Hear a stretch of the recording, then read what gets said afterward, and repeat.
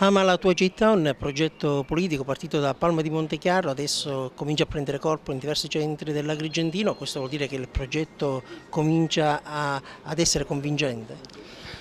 Dico di sì, rispondo subito di sì. Abbiamo avuto molto successo in questi 2 anni nonostante tanti sacrifici fatti perché nulla ci è stato concesso gratuitamente, ma abbiamo avuto successo in questi 2 anni a partire dal mio paese. Sì, siamo nella provincia di Agrigento perché ormai contiamo diverse entità e abbiamo fatto un buon lavoro.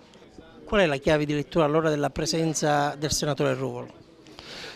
Ricordo che nel 2013, dopo il mio intervento in prima persona, poiché fui candidato, ebbi un grandissimo risultato che mi portò in prima battuta a vincere contro tutti gli altri candidati a Palma di Montechiaro, andai al ballottaggio e che mi ha visto quasi sindaco nei confronti del mio antagonista. Ruvolo nasce perché ha visto sicuramente in Ama la tua città, ha visto sicuramente in me una capacità dei consensi elettorali e credo che ci abbia legati fino ad oggi quell'umiltà di lavorare serenamente.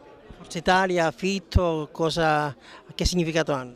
Venivo fuori già da un'avventura ero vice coordinatore del PDL prima di iniziare l'avventura con Ama la tua città. Mi svincolai da tutto e da tutti perché ero stanco di dare sempre fiducia agli altri. Ho dovuto impegnarmi personalmente. Ogni partito, a partire dall'allora PDL e poi Forza Italia o quant'altro, ogni deputato avrà il mio rispetto assoluto e totale. Ne ho conosciuti tanti e sono delle persone come noi, anche loro vivono le difficoltà a motivo di una politica che non funziona e io, se posso, con modestia voglio in mezzo a loro realizzare e con loro realizzare qualcosa che possa fare suscitare un nuovo sentimento e dare il mio contributo per cambiare questa politica che non va.